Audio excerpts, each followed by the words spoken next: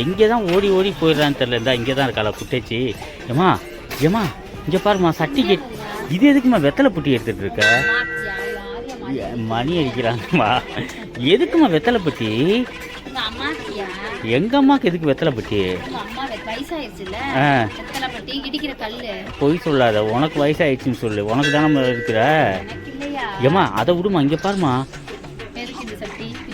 அம்மா மீன் குழம்பு வைக்கியம்மா. ஆமாம்மா.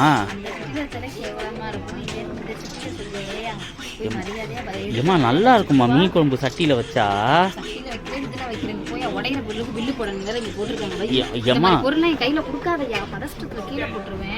ஏம்மா நம்ம